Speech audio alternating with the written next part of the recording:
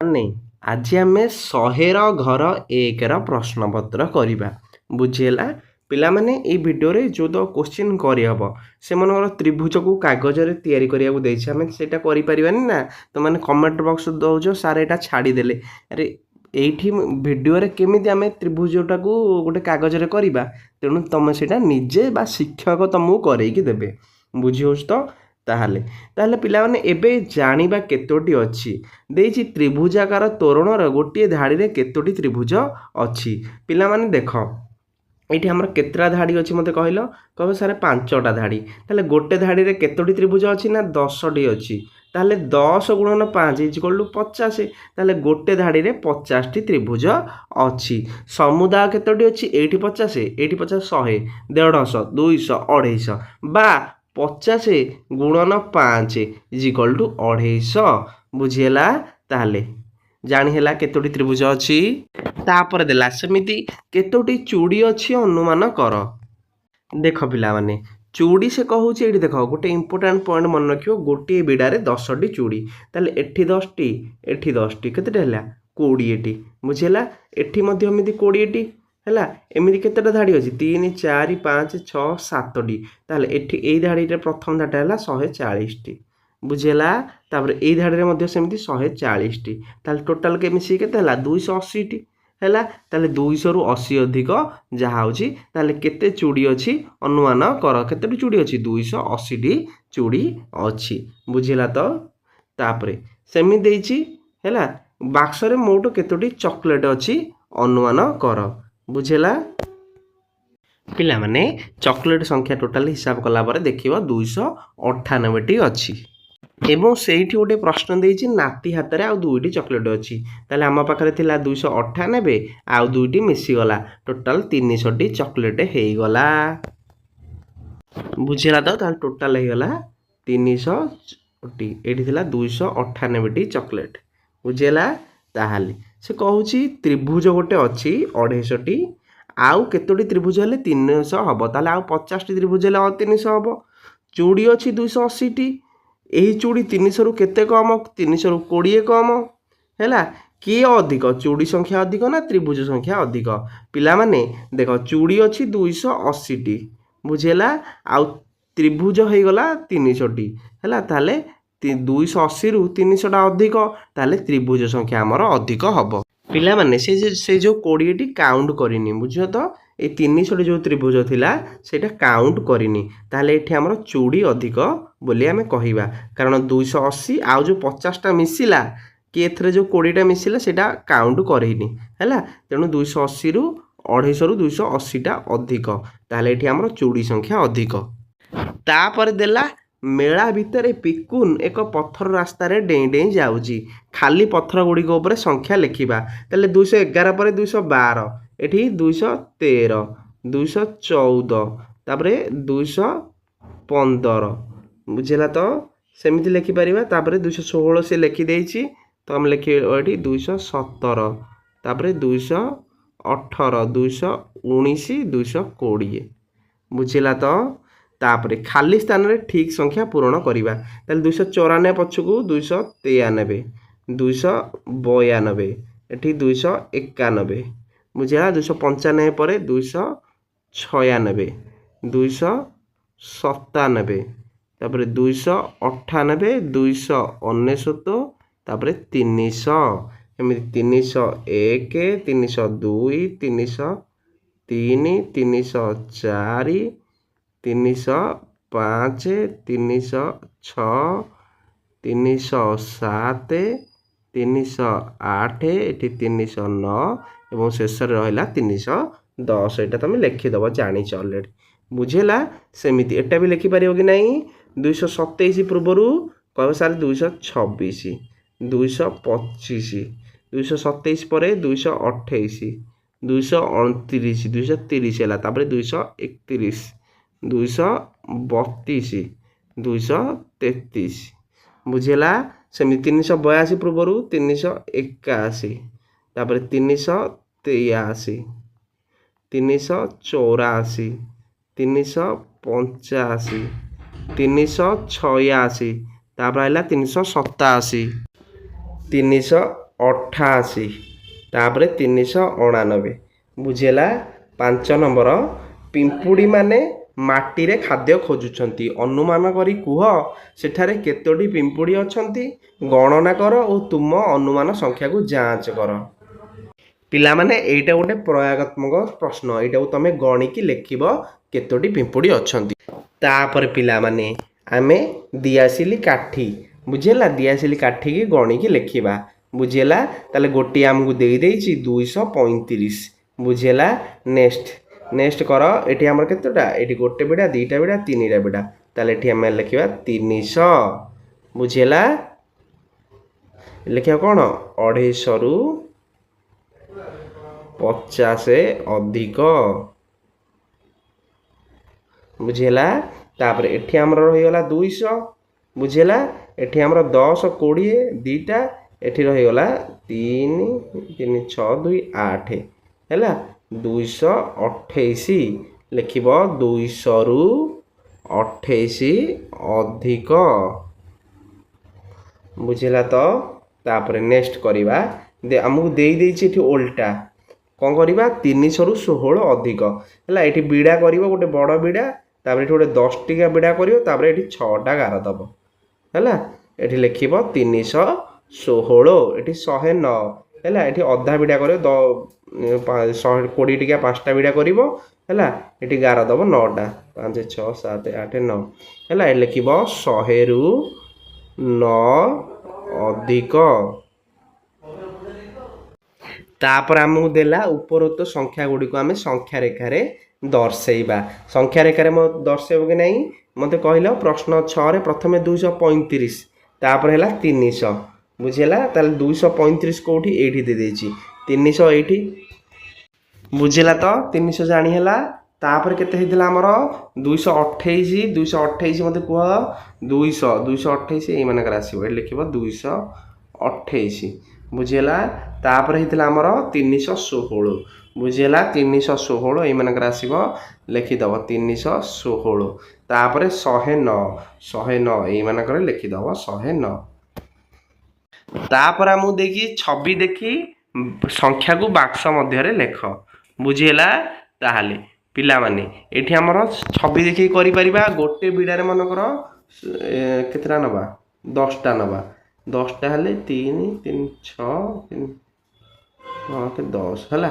ଏଇଟା ମନେକର 100 ନେଲେ ହେଲା, ଏଟାକୁ ଆଉ ଗୋଟେ 100 200, ଏଟାକୁ 10 ନେବା, ଏଟା 2 ନେବା, 212 ହେଲା। ତୁମେ ଏଟାକୁ 200 ନେଇକି ବି କରିପାରିବ, ତୁମେ ଯାହା ନେଇପାରିବ। ଏଠି ହେଲା 211, ତାପରେ ଏଠି 301, ଏଠି 310, ତାପରେ ଏଠି ଆମର 203 3 6 7 ପିଲାମାନେ, ଏଠି ହେବ 237 ବୁଝିଲା। ଏଠି ଆମର ଏମିତି 246। ତାପରେ ପିଲାମାନେ 9 ନମ୍ବର ଦେଇଛି, ଛବିରେ ଦର୍ଶାଯାଇଥିବା ଭଳି ସଂଖ୍ୟା ସିଡ଼ି ତିଆରି କର। ନିମ୍ନରେ ଦିଆଯାଇଥିବା ସଂଖ୍ୟାକୁ ସିଡ଼ିରେ ଦର୍ଶାଅ, ପରେ ସୂଚନା ଅନୁସାରେ ସଂଖ୍ୟାରେ ବୃଦ୍ଧି ବା ହ୍ରାସକୁ ପରିବର୍ତ୍ତନ କର। ଦେଇଛି 285 ସଂଖ୍ୟାକୁ 1 ବୃଦ୍ଧି କଲେ ଆମର କେତେ ହେବ 286। 147 ସଂଖ୍ୟାକୁ 10 ବୃଦ୍ଧି କଲେ 157। 367ରୁ 2 ହ୍ରାସ କର 365। 299ରୁ 10 ହ୍ରାସ କର 279। 290 ସଂଖ୍ୟାକୁ 20 ବୃଦ୍ଧି କର 310। ତାପରେ ଆମର ପତାକା ଖେଳ ଦେଇଛି ହେଲା। ଆସ ଅନୁମାନ କରିବା। ସୋଫିଆ 200ରୁ 210 ମଧ୍ୟରେ ଏକ ସଂଖ୍ୟା ବିଷୟରେ ଚିନ୍ତା କଲା। ପିକୁନ ଏହା ଅନୁମାନ କରିବାକୁ ପଡ଼ିବ। ପିକୁନର ଉତ୍ତର ଆଧାରରେ ସୋଫିଆ ହଁ ନା କହିବ। ପିଲାମାନେ 205 ପତାକା କାହିଁକି ଡାହାଣ ଦିଗକୁ ସୂଚାଉଛି? ଏହି ସଂଖ୍ୟା ଅନୁମାନ କରିଥିବା ସଂଖ୍ୟାଠାରୁ ଅଧିକ ବୁଝିଲା। ତାପରେ ଏଇଟା ପିଲାମାନେ ଦେଖ, ସେ ଆମର ଦରକାର ନାହିଁ, ସେ ଆମକୁ ଖେଳିବାକୁ ଦେଇଛି ହେଲା। ତାପରେ ସଂଖ୍ୟାରେ ଯାଦୁ, ଯେକୌଣସି ସଂଖ୍ୟାର ଆମେ ନାମ ଲେଖିବା, ସେ ସଂଖ୍ୟା ନାମର ଅକ୍ଷର ସଂଖ୍ୟା ଗଣନ କରିବା ଓ ନୂତନ ସଂଖ୍ୟାର ନାମ ନିମ୍ନରେ ଲେଖ, ଏହା ପୁନରାବୃତ୍ତି କର। ବୁଝିହେଲା? ତାହେଲେ ଏଠି ଦେଇଛି 235। ବୁଝିହେଲା? ତାହେଲେ 235 କେତେଟା ଅକ୍ଷର ପିଲାମାନେ ଦେଖ, 1 2 3 4 5 9, ଟୋଟାଲ 9ଟି ଅକ୍ଷର। ବୁଝିହେଲା? ତମେ ସେମିତି ଲେଖିପାରିବ ମନେକର 345। ବୁଝିହେଲା? ଏଠି ଲେଖିଦେବ 345। କେତେଟା ଅକ୍ଷର ହେଲା? ଇଏ ବି ମଧ୍ୟ 9ଟି ଅକ୍ଷର। ବୁଝିହେଲା?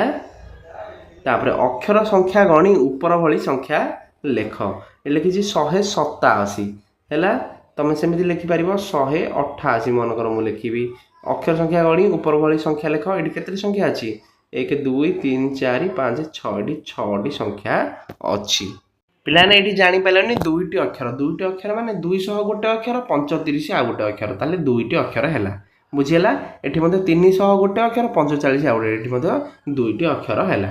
ବୁଝିହେଲା? ସେମିତି 187, ଏଠି 100 ଗୋଟେ ଅକ୍ଷର, 87 ଗୋଟେ ଅକ୍ଷର, ଏଠି ମଧ୍ୟ ଦୁଇଟି ଅକ୍ଷର ହେବ। ବୁଝିହେଲା? ଦେଖ 204 ଦେଇଛି। 204 କେତେଟା ଅକ୍ଷର ଅଛି? ଆଗ 2 3 4 5 6ଟି ଅଛି ହେଲା। 200 ଗୋଟେ ଅକ୍ଷର, 4 ଗୋଟେ ଅକ୍ଷର, ଏଠି ହେଲା 2 ଲେଖିବ। ବୁଝିହେଲା ତ? ତାପରେ ଆମକୁ ଦେଇଛି 100 200 300, ତାପରେ ହେବ ଆମର 400। ତାପରେ ଆମକୁ ଦେଲା କବିତା ଓ ରାମୁ ନିମ୍ନଲିଖିତ ସଂଖ୍ୟା ରେଖାରେ ସେମାନଙ୍କର ସଂଖ୍ୟା ରଖିବାକୁ ଚେଷ୍ଟା କରୁଛନ୍ତି। ତାହେଲେ 216 ପିଲାମାନେ ଏଇଠି ହେବ ହେଲା। ଲେଖିଦେବ 216। ତାପରେ 243 ଏଇମାନଙ୍କର ହେବ 243 ହେଲା। ଅନୁମାନ କରିବ 240ରୁ 50 ଭିତରେ 243 ଆଉ 257 ଏଇଠି ହେଲା। ଅନୁମାନ କରିକି ସବୁ କରିବ। ନିମ୍ନ ସଂଖ୍ୟା ରେଖାରେ ଆମେ ଲେଖିବା। ବୁଝିହେଲା? 320 330 ହେଲା। ତାହେଲେ ଏଠି ଆମେ ଦେଇଛି, ଏଠି 370 ଦେଇଛି। ବୁଝିହେଲା? ଏଠି 375 ଆସିଯିବ। ତାପରେ ଏଠି 387 ଆସିଯିବ। ବୁଝିହେଲା? ତାହେଲେ 370 ପୂର୍ବରୁ 300 କ'ଣ ଏଠି? ହଁ, ଏଠି ଆମର 337 ତା ପୂର୍ବରୁ ଅଛି। ତାପରେ 332, ଏଠି ପିଲାମାନେ ଭୁଲ ଅଛି, ଏଠି 330 ହେବା କଥା, ଏଠି ବହିରେ ଟିକେ ପ୍ରିଣ୍ଟିଂ ମିଷ୍ଟେକ୍ ଅଛି ହେଲା। ଏଠି 329 ହେବା କଥା। ତାପରେ 387 ଠାରୁ 400 କେତେ ଦୂରରେ ଅଛି କୁହ? ପିଲାମାନେ 387ରୁ 400 କେତେ ଦୂରରେ ଅଛି? କହିବ ସାର୍ 400ରୁ ଆମେ ଫେଡ଼ିଦେବା 387, ତାହେଲେ କେତେ ଆସିବ? 13 ହେଲା। 13 ଦୂରରେ ଅଛି। ତାପରେ ଦେଇଛି 393 ଓ 400 ମଧ୍ୟରେ କେଉଁଟି ବଡ଼? ଆମେ ଜାଣିଛେ 393 ଆଉ 400 ମଧ୍ୟରେ ଆମର 400ଟି ବଡ଼। ତାହେଲେ ଏକ ସଂଖ୍ୟା ରେଖା ବ୍ୟବହାର କରି ଦେଖାଅ ନିମ୍ନରେ ଥିବା ସଂଖ୍ୟା ରେଖାରେ ଥିବା ଖାଲି ସଂଖ୍ୟାକୁ ଆମେ ପୂରଣ କରିବା।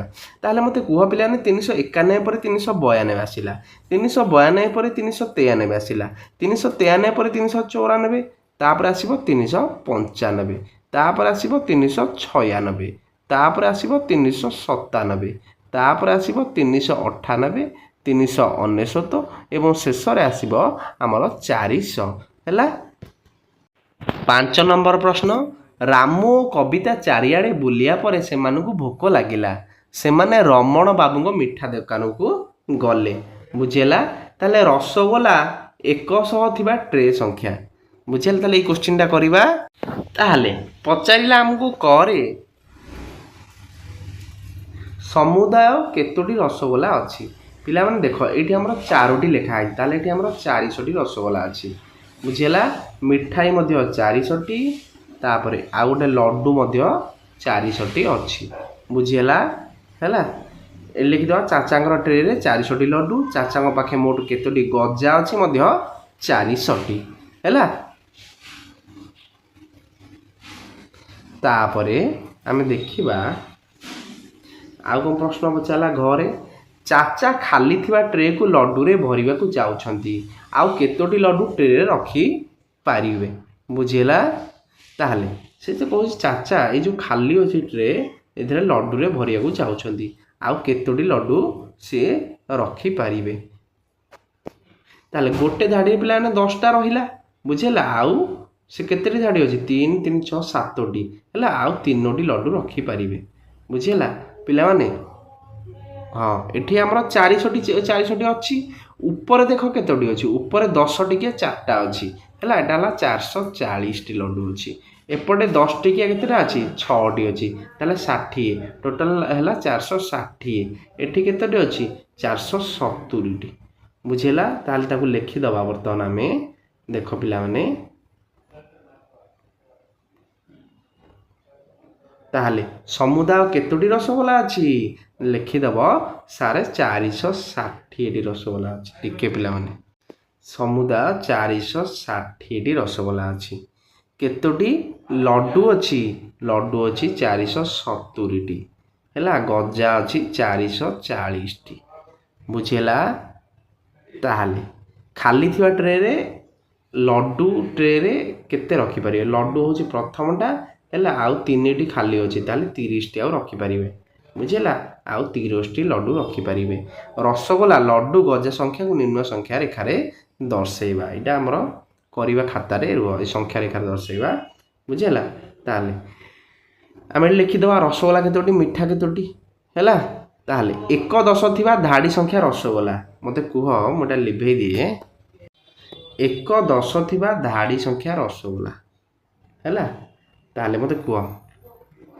रसगोला हूँ मझीटा है ये केतोटी धाड़ी अच्छी 6टी धाड़ी अच्छी है मिठा केतोटी मिठा आमर 4टी धाड़ी अच्छी है 1 टिकिया मिठा 1 टिकिया मिठा डैशटी 1 टिकिया मिठा अच्छी 40टी 4टी धाड़ी गोटे धाड़ी 10टा मोट रसगोला संख्या होची है मोट रसगोला संख्या आम करते 460टी तापरे सेमिति करि परिबो तो जेमिति गणिकी हैला तापरे संख्या रेखारे तुमको बतैछि संख्या रेखारे एटी दर्शेइबो तापरे देइछि चामेली और पिकुन एक बड़ कोठाघर देखिले जार अनेक महला अच्छी हैला ताहले मते कुह एटी तुम डेई पारिबो 20 महला धाड़ी अच्छी बिना गणन चित्रित होता घर गुड़ी संख्यार दर्शाओ तुम कौशल को अनुमान कुह ताहले पिला से तल आड़ू नहीं देख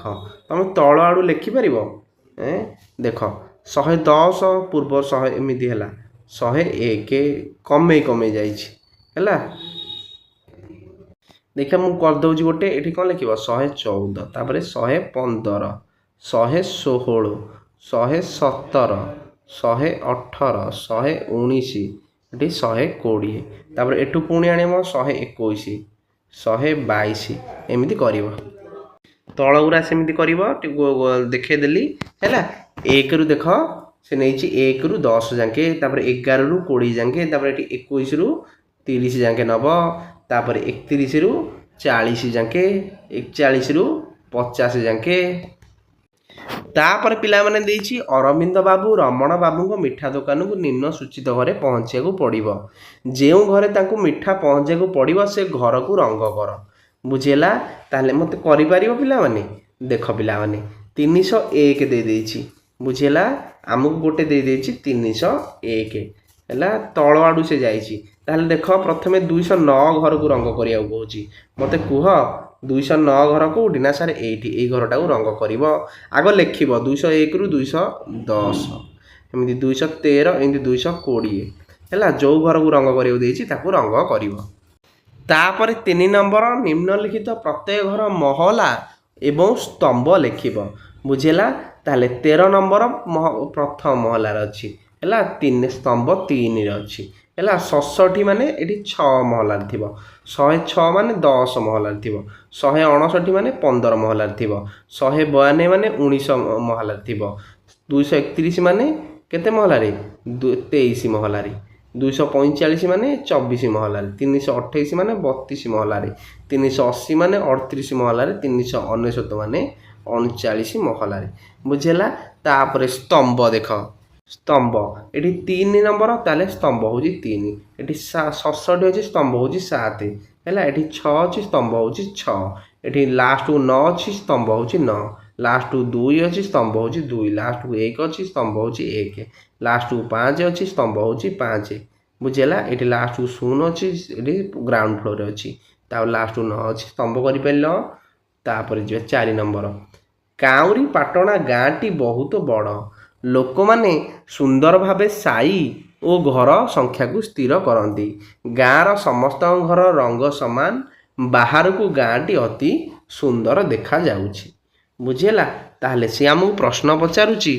ତାହେଲେ ଆମକୁ ପ୍ରଶ୍ନ ପଚାରିଛି କରେ ଘର ସଂଖ୍ୟା ଜଣାଇଲେ ତୁମେ କିପରି ଘରଟିକୁ ଖୋଜିବ? ପିଲାମାନେ ଘର ସଂଖ୍ୟାର ପ୍ରଥମ ଅଙ୍କ ଦେଖି ସେଇ ମହଲାରେ ଯାଇ ଶେଷ 2 ଅଙ୍କ ଦେଖି ସେଇ ସ୍ତମ୍ଭରେ ଥିବା ଘରକୁ ଖୋଜିବି। ଏବଂ ଖରେ ଘର ଲେଖିବା ପାଇଁ ବିଭିନ୍ନ ଉପାୟ ଗୁଡ଼ିକ ଚିନ୍ତା କର।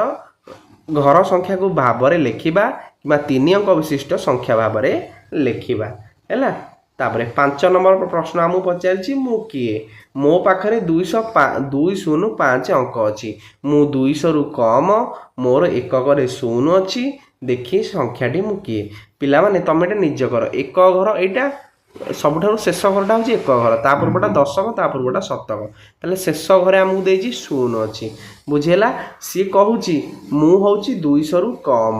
ହେଲା? ମୋର ଏକକରେ 0 ଅଛି। ଦେଖି ମୁଁ କିଏ? ତାହେଲେ ମୋତେ କୁହ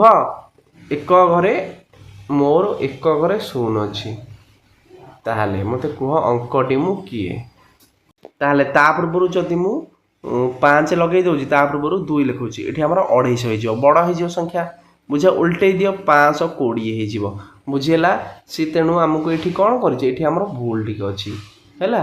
ତାହେଲେ ଏଠି ଆମର 10 ଘରେ 0 ରଖିବାକୁ ପଡ଼ିବ।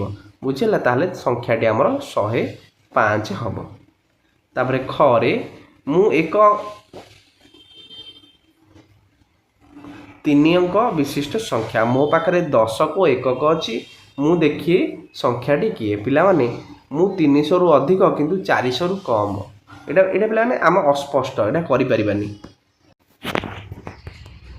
ତାପରେ ଗରେ ମୁଁ 300ରୁ ଅଧିକ କିନ୍ତୁ 400ରୁ କମ। ମୋର 10 ଘରେ 0 ଅଛି। ମୋର ଏକକ ଏବଂ ଶତକ ସଂଖ୍ୟା ସମାନ। ଦେଖି ସଂଖ୍ୟାଟି ମୁଁ କିଏ?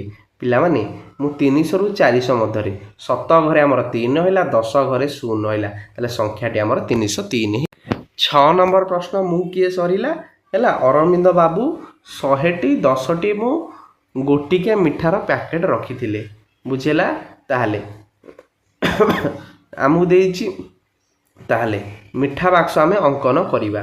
ବୁଝିହେଲା? 211। ବୁଝିହେଲା? 211ର ମିଠା ବାକ୍ସ ଅଙ୍କନ କଲେ କେତେଟା? 200 ଅଛି। ହେଲା? 102ଟା ଅଛି। ହେଲା? ଏବଂ ଦଶକ 1 ଏବଂ ଏକକ ମଧ୍ୟ 1। ହେଲା? 200 1 10। ହେଲା? 211। ସେମିତି ଏଠି ଲେଖିବ 300। ହେଲା? 10 ହେଉଛି, ଏଠି 10 ନାହିଁ। ହେଲା? 0 10 9। ହେଲା? ଏଠି ଆମର ଯେମିତି ଲେଖା ହେଇଛି ସେମିତି ଲେଖି ଚାଲିବ। 7 ନମ୍ବର ପିଲାମାନେ ଆମର ଜୟା ରେସିଡେନ୍ସି ଅଛି। ହେଲା? ତମେ ଏଇଟା ଲେଖିପାରିବ। ଏମିତି 401 402। ହେଲା? ଏମିତି ବଢ଼ି ବଢ଼ି ଏଠି 411ରୁ 420 ଯାକେ, ତାପରେ 421ରୁ 430 ଯାଏଁ। ହେଲା? ତାପରେ ସେ ଦେଇଛି ଆମକୁ ହଳଦିଆ ଓ ଗୋଲାପୀ ଘରର ସଂଖ୍ୟା ଲେଖନ୍ତୁ। ତାହେଲେ ମୁଁ ଗୋଟେ ହଳଦିଆ ଘର ଏଠି ଲେଖିଦେଉଛି 410। ଗୋଲାପୀ ଘର ଗୋଟେ ସଂଖ୍ୟା ଲେଖିଦେଉଛି 401। ବୁଝିହେଲା? ତାପରେ ଖରେ ଦେଲା ଏହି ସଂଖ୍ୟା ଗୁଡ଼ିକ ଆପଣ ଦେଖୁଥିବା ଢାଞ୍ଚା ସଂରଚନା ଲେଖନ୍ତୁ। ମାନେ 401 402 ଏମିତି ଲେଖା ହେଇଛି, କି ଦରକାର ନାହିଁ କିଛି ଆମର। ତାପରେ 8 ନମ୍ବର ଅରବିନ୍ଦ ବାବୁ ଗୋଟେ 100 ଟିକିଆ ବଡ଼ ବାକ୍ସକୁ ଖୋଲି 10 ଟିକିଆ ଛୋଟ ବାକ୍ସରେ ରଖିଲି। ତାହେଲେ 100 ଟିକିଆ ବାକ୍ସରେ 10 ଟିକିଆ କେତୋଟି ବାକ୍ସ ରହିପାରିବ? 10ଟି ରହିପାରିବ, କାରଣ 10 ଗୁଣନ 10 ଇଜିକାଲ୍ ଟୁ 100। ତାପରେ 100 ଟିକିଆ 2ଟି ବାକ୍ସରେ ସେ 10 ଟିକିଆ କେତୋଟି ବାକ୍ସ ରଖିପାରିବେ? ହଁ, 100 ଟିକିଆ 2ଟି ବାକ୍ସରେ, ହେଲା, ସେ 10 ଟିକିଆ 20ଟି ରଖିପାରିବେ। କାରଣ 100 ଟିକିଆ 2ଟି ବାକ୍ସ ମାନେ ସେ 200 ହେଇଗଲା। 10 ଟିକିଆ 20ଟି ରଖିପାରିବେ। 100 ଟିକିଆ 4ଟି ବାକ୍ୟରେ 40ଟି ରଖିପାରିବେ। ଯଦି ସେ 100 ଟିକିଆ ଗୋଟିଏ ବାକ୍ସ ଖୋଲିବେ, ତେବେ 10 ଟିକିଆ କେତୋଟି ବାକ୍ସ ପାଇବେ? 10ଟି ବାକ୍ସ ପାଇବେ। ତାପରେ ସଂଖ୍ୟା ଖୋଜିବା। 200ରୁ 300 ମଧ୍ୟରେ ଥିବା ସଂଖ୍ୟା ଗୁଡ଼ିକୁ ଲେଖ ଯାହାର ଏକ ଘରେ 5 ଥିବ। ହେଲା? ଏକ ଘରେ 5 ଅଛି, ତାହେଲେ ସଂଖ୍ୟାଟି ଲେଖ। ହେଲା? 200ରୁ ଏଠି ମୋ ନର 3 କରିଦେଉଛି, ଏଠି 2 କରିଦେଉଛି, 235। ବୁଝିହେଲା? ତମେ ଏମିତି ଲେଖିପାରିବ।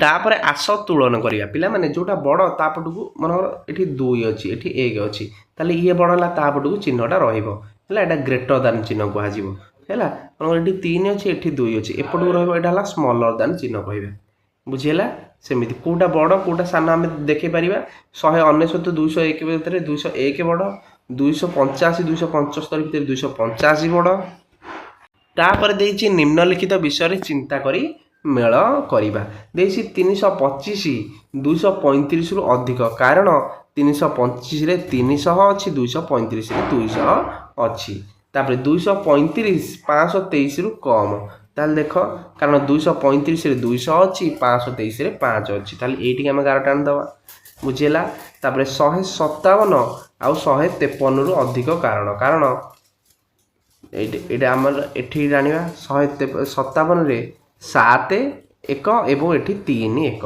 तापर 329 392 रु कम एटा ऊपर थिबो पिला माने